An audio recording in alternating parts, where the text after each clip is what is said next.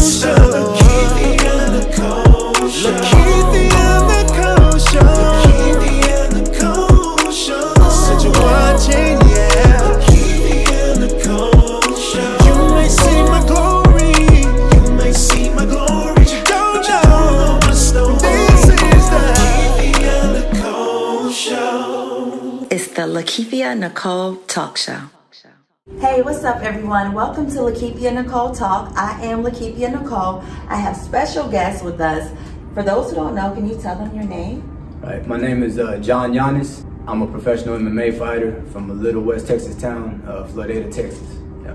I love it. So John, I want to first let you know that there is a theme of this show. The theme of this show is there is no glory without the story. You are a fighter, and you not only are a fighter right now and today, but you had to fight throughout your whole life.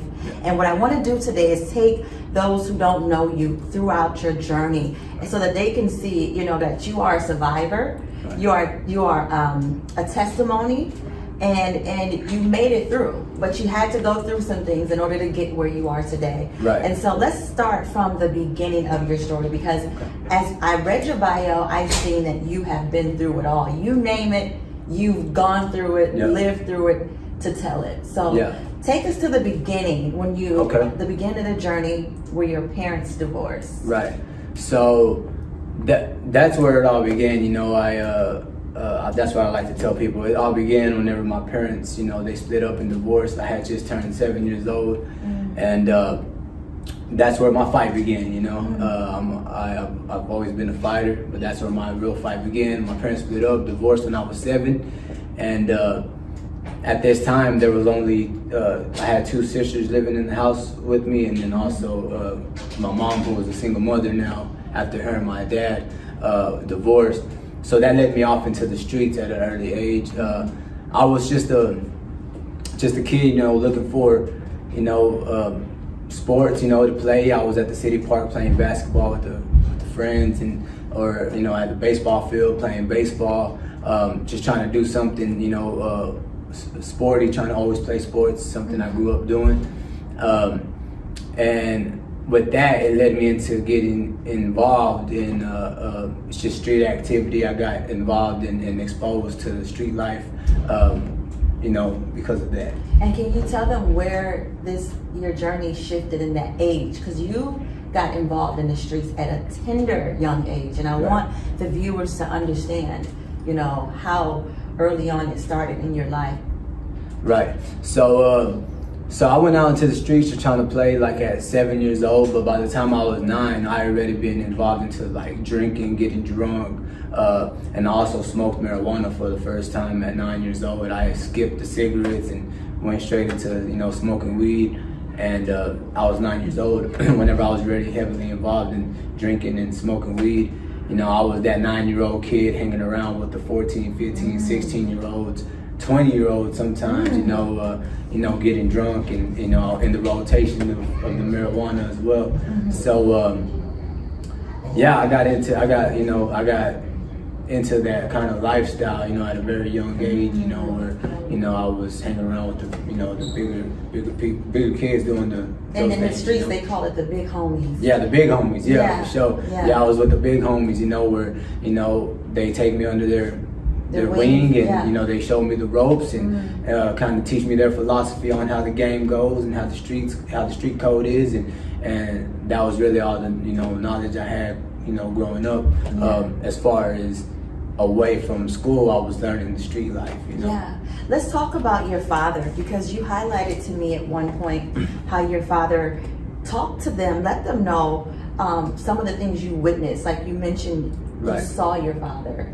Could you tell us about that? Yeah. So even before my mom and dad divorced when I was 7 years old, there was many times where I see my dad spilling blood from his head. He was fighting in the streets, and particular times where he would come home or shooting hoops in the basket, shooting hoops in the basket in the front yard. He walks up, and blood is spilling on the road, blood is spilling on our cement paved concrete where we were playing hoops in front of my house, and he just washes his head off, you know, blood is dripping, and he washes clean, and he goes out there and fights some more.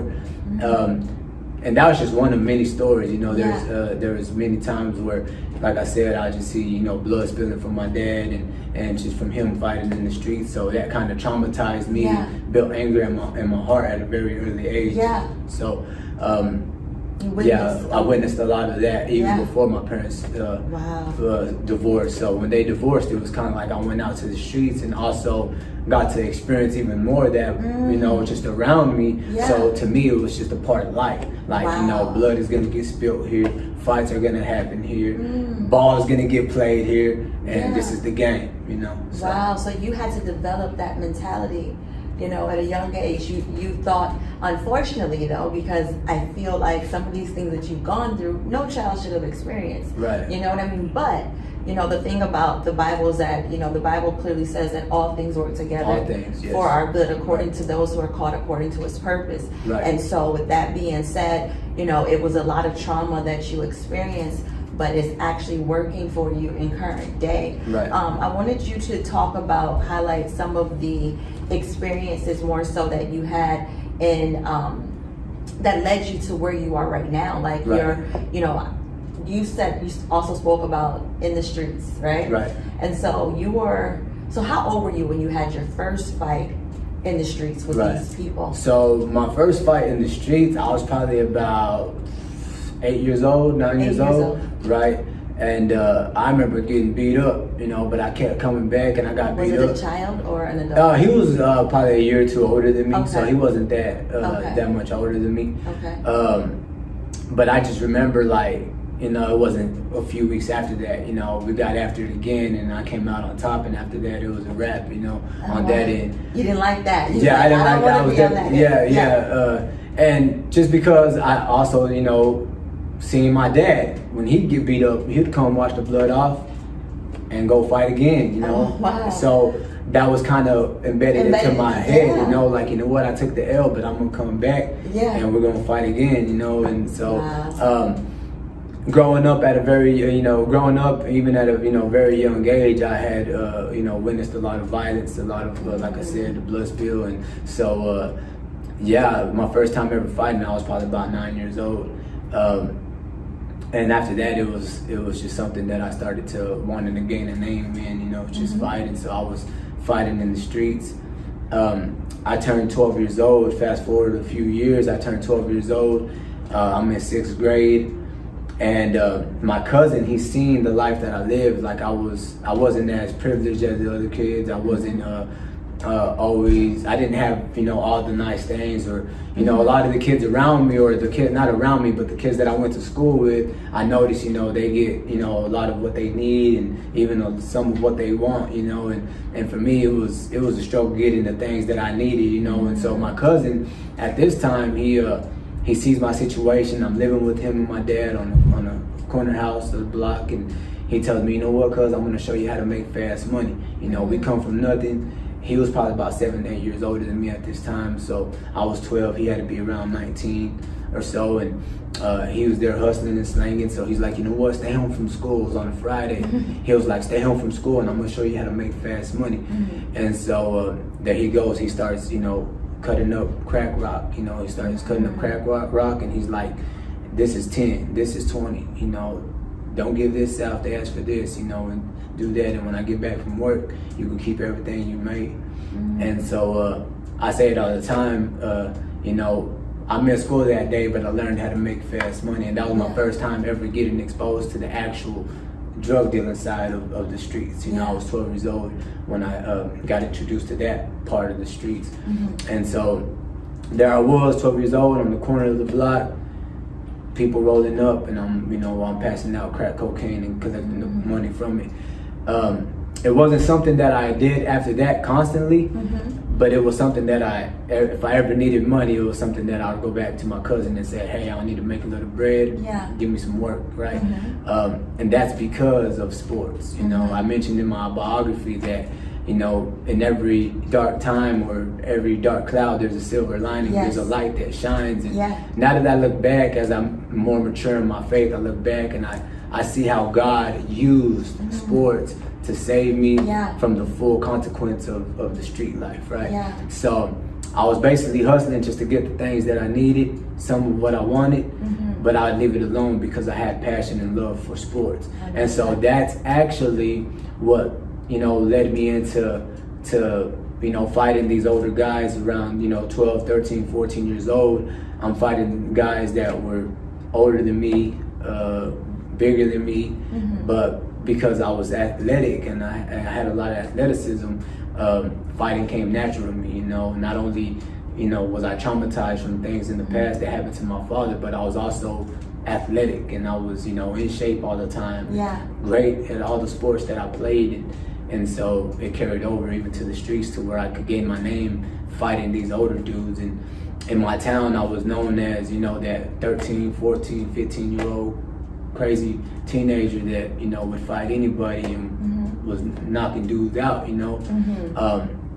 So at that time, I felt like I was untouchable. I had, I was gang affiliated, I was calling a lot of shots from the people that were around me, and I felt like I had a lot of influence. By the time I was 15 in my town, in my hood, I felt like nobody can, stop me. I might not have all the money, but at that time I felt I had all the power, Wow. So at only 15 years old. 15 years old. What would you say at 15? What was the oldest man you felt like you had to encounter and knock out in the streets?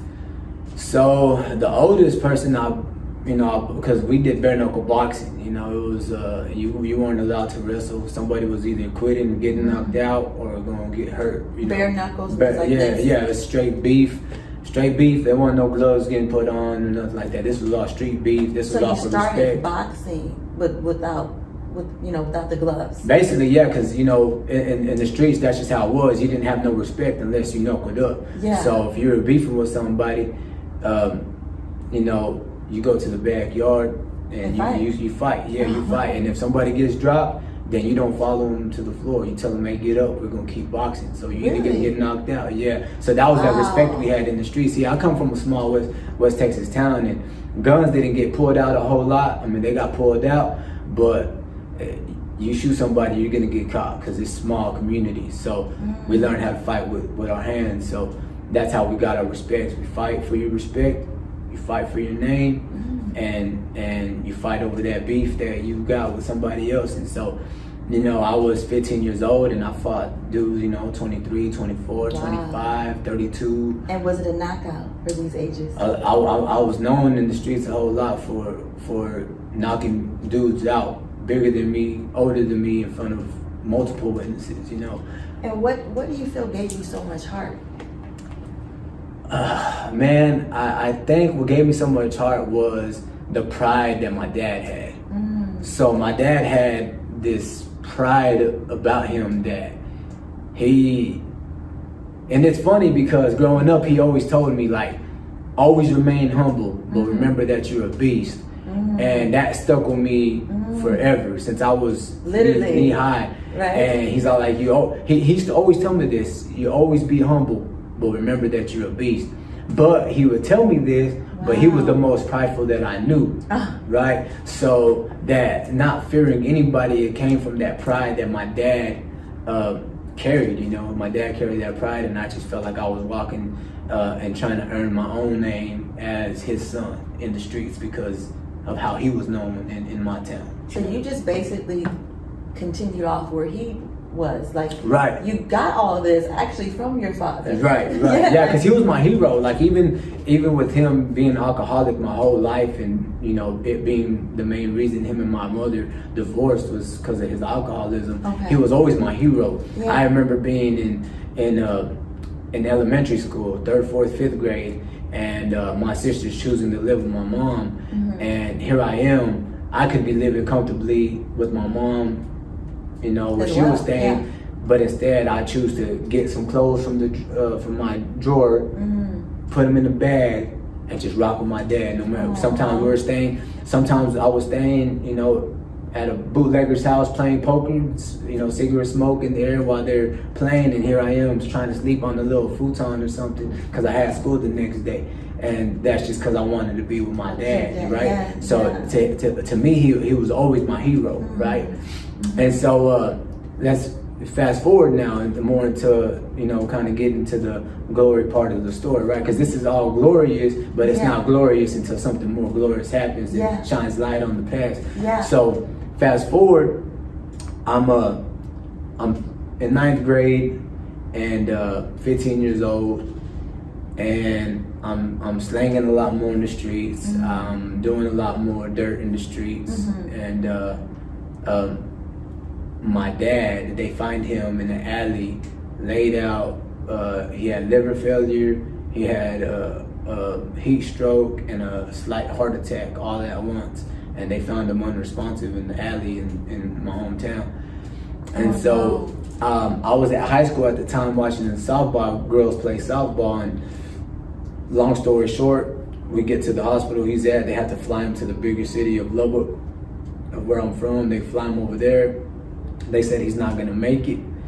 And so that right there was like, I remember it hit me hard. I remember like, I didn't have the relationship I wanted with my father. He was more like my homeboy rather than actually like my father, right? So I was angry about not having that relationship with him. But I remember thinking like, man, anybody who disrespects my dad's name now, it's game over. Murder, right? You were mad, I had anger in my heart. So they fly him to Lubbock, and on the road, I had one sister, my sister Marianne. She was the main one at that time in my family who really walked in authentic faith. And so I remember riding with her to the hospital because they only gave my dad a couple hours to live. So we're on the road, and she starts jamming worship music. And at this time in my life, like I knew about God, but I wasn't seeking him. I didn't really know him or know about him a lot. I just remember my mom growing up saying, hey, if you're gonna do something, do it in Jesus' name. But I didn't know the depth of that. You know what I'm saying? And I didn't know, at this time of my life when it happened to my dad, my world was dark, you know what I'm saying? And I didn't even know if I even believed in anything good, because all I seen was bad. So at that time of my life, my philosophy was like, everybody evil, so it's thugging out to the end, right? But on this way to the hospital, my sister basically starts gangbanging on me, but spiritually, you know what I'm saying? Like what we would say to another gang, she was basically telling me that about her God. So we're on our way to the hospital where my dad's at, and they gave him 2 hours to live. And my sister, I remember my sister's like, you need to know my God, John Angel. My God is powerful, and he can do anything. And they can say that, you know, dad is gonna die, but he's gonna live. And I know she started speaking in faith. So this is the first time in my life I actually wanted that to be true. You know what I'm saying? So she was speaking some powerful stuff, like speaking in faith. And at that time, I didn't know the depth of that faith that was being spoken, but I was coming to agreement with it in the car ride, right? I was riding a shotgun. So we get to the hospital, and they give my dad 2 hours to live. 2 hours go by, he doesn't pass, right? Well, the next day, my sister brought her husband and her pastor at that time to go inside the room, kick everybody out, pray for my dad. He only had like this much liver on the sonogram that was even operating. So they pray for him, and they release him in 2 weeks. Like the doctors couldn't even they couldn't even explain how he just started recovering in a short amount of time when he was supposed to die. So here we are 2 weeks later, and they release him, right? But they say the damage that's done to his liver, he'll probably last 6 months maybe, right? And so but that was the first time I remember like God starting to tug at my heart. Here I am doing things in the streets, and I'm wilding out, and I got this reputation that I'm holding in the streets, and my sister gave me a CD of praise and worship music. And so there was times where I was, you know, doing my thing, getting drunk, high, but I was jamming to this worship music because I felt the power You know what I'm saying? Yeah. And I remember that was actually God starting to work on my heart, because I really wasn't a believer before that. Yeah. And I remember getting drunk and getting high and putting on this, you know, praise and worship music, and just telling him like, man, one of these days I ain't gonna be like this. And I remember like just saying that I'm in this little old my room, and I'm like, I ain't gonna be like this forever. Yeah. My dad, he doesn't stop drinking though, and he's not supposed to be drinking because he's already dying from this, right? So my mom lets him live in our house at this time, and she goes stays at my grandma. And so I remember thinking like, man, it's crazy how when I'm home and I got a right mind and I'm focused and I'm doing my thing the right way, my dad is sober and he's kicking it. But when I go hit the homies up and we go do our thing and I'm doing this in the streets, my dad gets drunk. Wow. Okay. And so in my mind, it started hitting me hard. I remember thinking like, man, one of these days I'm gonna walk up to my crib and my dad's gonna be dead. You know what I'm saying? And so that was another like tug at my heart. God was like kind of giving me a glimpse. If you change, that might change you. So a year passes by. Here it is, 2011. I'm 16, about to be 17 years old. I end up basically getting tricked into going to a revival, Easter revival. My sister Marianne, the only one that was really living her and my mom. I remember walking into this church and I'm like, hey, y'all didn't tell me what was going to church. I had just got high like a few hours before that. So I had more respect than that, you know what I mean? I was like, why y'all, y'all didn't tell me what was coming to church. So I just sat back in the back pew. And it was crazy because as soon as the praise and worship started singing at the end of the service, like I heard God clearly. Like I heard God clearly for the first time in my life. It wasn't audible, nothing like that, but it was in my heart. It was in my spirit. And this is what God told me. He said, I've had my hand on you this whole time. There are so many times you could have been popped. Because being raided and stuff before. So many times you could have been killed or stabbed up on the block like your homies did. But I have my hand over you. And I heard him like clear tell me, from this point on, you might have to learn the hard way if you keep choosing that.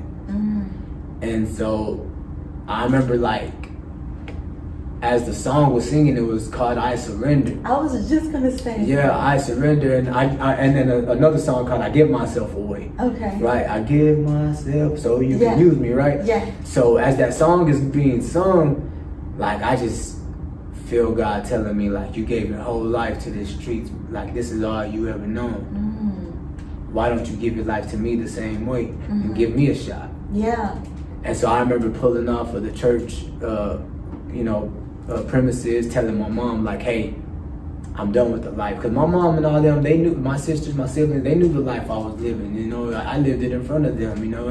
There was nobody controlling me. I didn't have nobody telling me like what to do, you know what I'm saying? I was doing my own thing. And I remember, riding and telling my mom like, hey, I'm done with this life, I'm done with it. And so fast forward a couple of days later, that happened in a little small town called Earth, about an hour and 15 minutes away.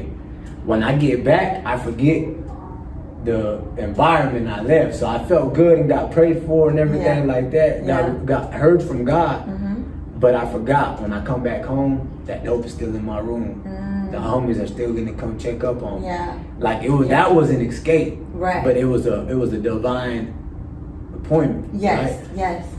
And so I remember coming back, falling again, just because the environment was there. It was there, like literally, it was in my room. Like I had because it doesn't happen overnight. I want you to talk about that because some people think that once they give their life to Christ, they think it's instant. And so you see how you're explaining and breaking this thing down. You were surrendered, but everything that you had walked away from just hours before, it doesn't mean that it's gonna just even be over. Because I walked away from it spiritually, you know what I'm saying, but in another town. But physically, I come back to my hometown where I got a couple bricks in my drawer. I have the scales still. I have the homies going to check on me.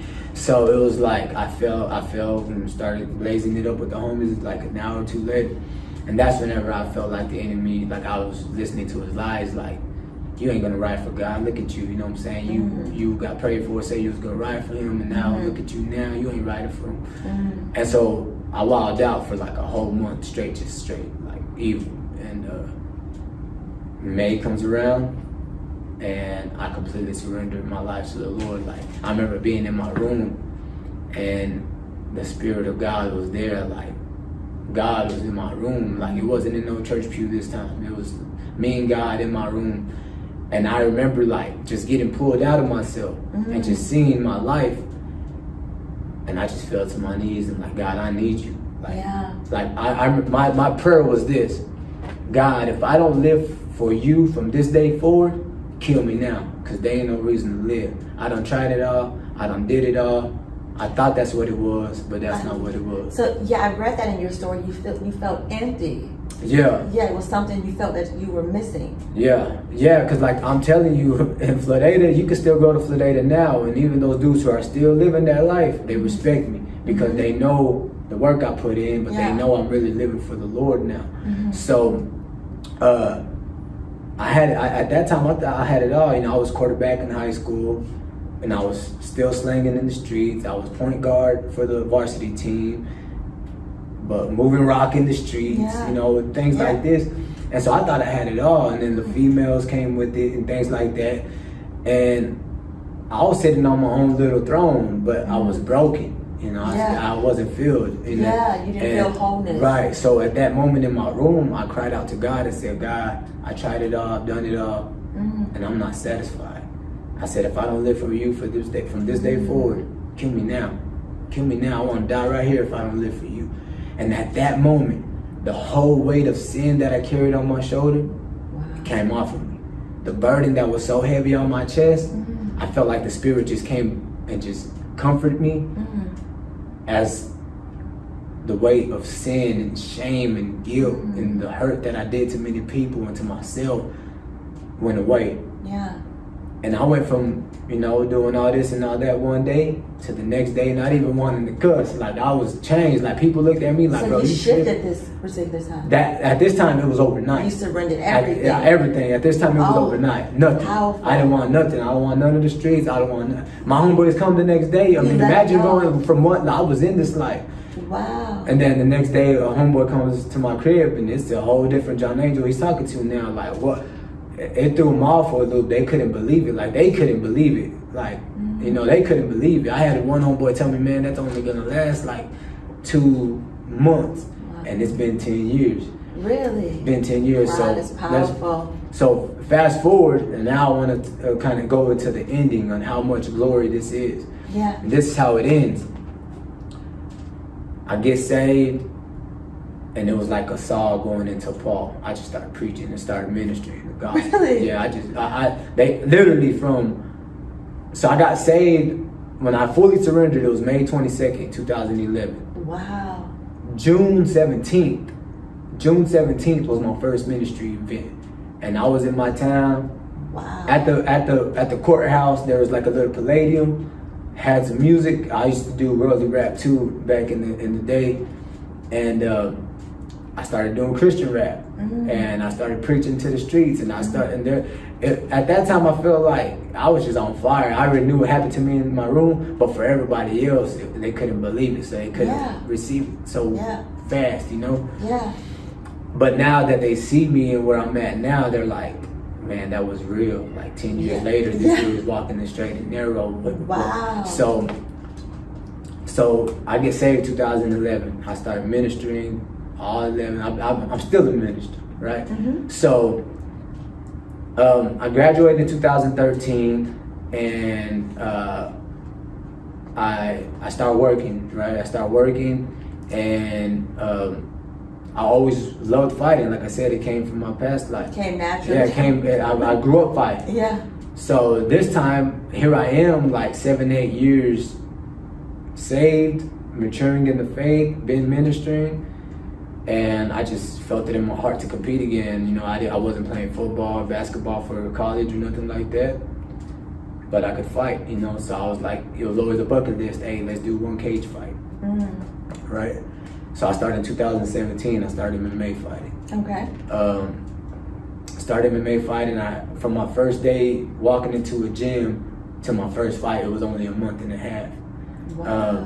Just because I had that mentality from the street. Like, I fought many times. Now it's just I got to get better at it. Yeah. Right. I fought many times in the streets. Yeah. This right here, I already got it mentally because I've Yeah. been there. I've seen it all. Mm-hmm. But now I got to apply it professionally. I got to learn technique. I got to do Okay. this. So I just, after my first fight, I went head into this It fight was game. natural? I went there.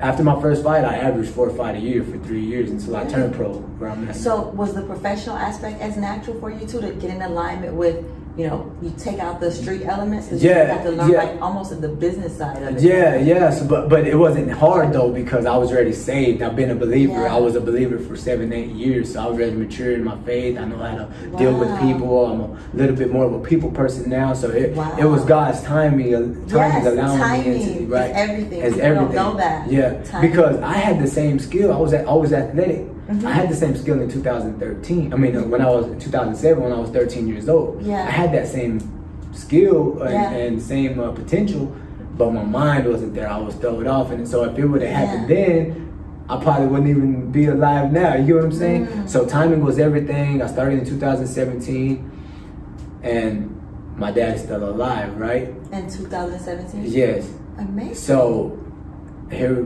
they say 6 months, and here we are years later from 2009 or 10 when that happened with him. Yeah. 2018. I'm already fighting. 2018 was whenever I realized like I'm gonna become a professional fighter one day. I'm gonna work for this, right? My dad's liver is done, right? Mm. And they take him to the ER because he's hurting. And the same doctor that was getting onto my sister in 2010 because he did it to himself. And Yeah. why y'all crying? Why you mad? You know, he did it. That's self-inflicted. He did it to himself. Okay. They pull up on him in the emergency room, and he was like, "Are you still alive? I can't." After He couldn't all even- these years? Yeah, like Yeah. you should have been dead a long time ago. Yeah. He's like, "I'm gonna make sure. I'm sorry. Like, I'm sorry for saying what I said." Yeah. So fast forward, he got a new liver. He's a liver transplant. God worked it Oh, out. wow. He got flown to Dallas. He got put on the transplant list. Wow. He was surviving on tubes for like 2 days, and we prayed. At this time now, I'm a man of faith. So I was Yeah. like, God. So at this time, I'm a man of faith. I'm already like 8-9 years into maturing as a believer. Yeah. So my prayer turned into like, God, whatever your will is, it's good. Yeah. Like now He knows you, because I got married in September. I got married in September 2016, and the next day me and my wife got married. I baptized my dad. Right, and he's wow. been so when he made it to Dallas for the liver transplant, he actually qualified for the liver because he had been sober for like 6 years or that's- 5 to 6 years. That's powerful. So now he goes with me to all my fights. He's with me here in You San said Antonio. now? Now, yeah. He survived so ever all since- these years? Yeah. So now he got Wow. he's a liver transplant survivor. You know, and praise God for the guy that the praise liver God. came This from. is a testimony. Yeah. Testimony. So I got baptized with my mom. Mm. My other siblings got baptized after I got baptized because they seen the change. Yeah. And I baptized my dad the day after I got married. My dad's been sober. Wow. And here I am I started my pro career in MMA fighting. And I tell everybody, like, I just want my fight career to reflect my faith life, my faith Wow. journey, right? Because sometimes you can do all the things right. Yeah. You can do all the things right. If Yeah. something bad, something wrong still gonna happen. Amen. Right? Yeah. But it says in the Bible that the righteous fall 7 and get up 7, but Yes. the wicked fall and fall to calamity, Yes. right? So it's not about your stumble, it's about your rise, Mhm. right? So I want my fight, journey to reflect my faith journey. You know what I Yeah. mean? Like, we do all the things right, but sometimes we might miss the mark. But we Right. gotta rely on God to pick us up, right? Right. So now when I go visit my dad at his place, there he is, sober-minded. Wow. He got the Bible on his little dresser. Wow. Doesn't desire another drink. When I go visit my mom, she's there trying to cook and make me eat everything that I ain't supposed to be eating, you know what I mean? Yeah. And all my peoples are doing good, and I literally seen how when God touched my life, my whole family It was a domino effect. Yeah. It shook They out. seen it happen in me, and my whole family turned upside down. Like we For grew the up good. broken. We grew up broken family. Wow. But when you go hang out at a family get together now, you won't even tell. Like you couldn't even tell we came from a broken family. Wow. It's all love. It's all grace. We're all believers. We worship together. Wow. We pray together. They pray for me every time I'm weight cutting, and every time I'm fighting. You know, they watching from home. So it's God is glorious and He's good. So this is probably the most powerful testimony that I've heard, because all throughout I'm wondering what's going to happen next, what's going to happen. This story ended to me, I'm saying in the sense of, because I was wondering about your dad throughout. I had to be real with you. I'm so about family. And so I was just like, what happened, God? What happened? As you're talking, I'm like, what happened? I want to know, where is he now? Right. And to hear everything that has happened, I want to ask you too, do you feel, you know how you felt, you wanted that relationship at 7. Yeah. You've gained that relationship Oh now? yeah. Wow. Like, I mean, to be honest, me and my dad go from drinking 30 packs together and sniffing coke together to now we gonna pray and we'll talk about the word. He'll call me, how's work going, boy?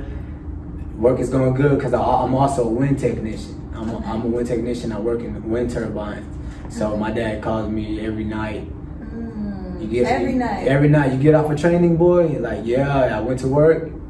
I went to training. And he knows he's going to get the same thing from me every day, but it's cool. Like, now we have that father-son relationship where, like, yeah, he got my back and I got his back, but the right way, you know what I mean? Yes, not like homeboys now. It's like, I call him Popo, you know what I'm saying? That's my pops, you know, and God, He's restored every relationship, you know, with me or whatever. Like I said, you go to a family gathering now, like my mom and dad could be in the same room together, and it couldn't be like that whenever I was growing up, you know?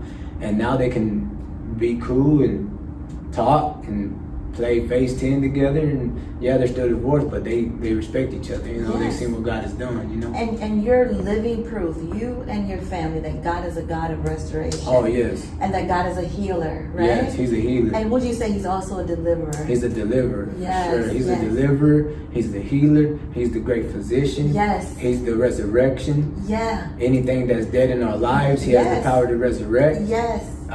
He's a game changer, right? Because people can see your life and they can kind of say, hey, I anticipate this.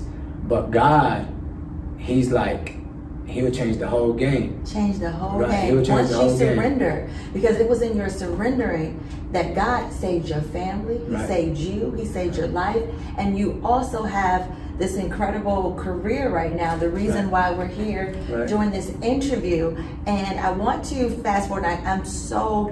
I mean, glory to God just for everything that has happened in your life. I mean, literally, this story is definitely going to give me even more faith in God's ability, and even the viewers faith, because see, what God did, only God can do. Right.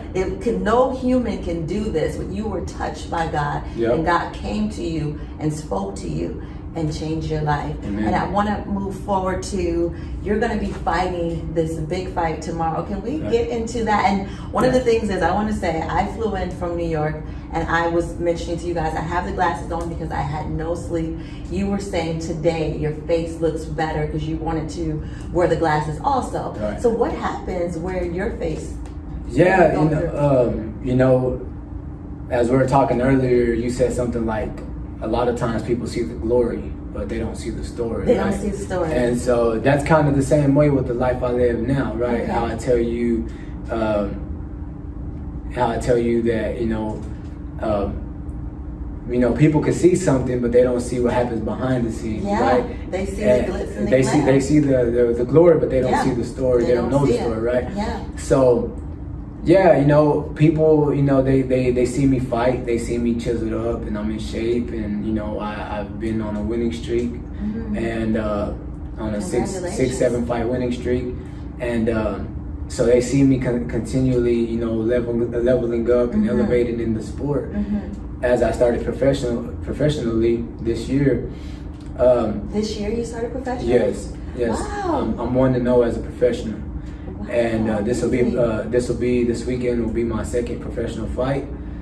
But people, they see the fight, they see, you know, the cameras are on me. Yeah.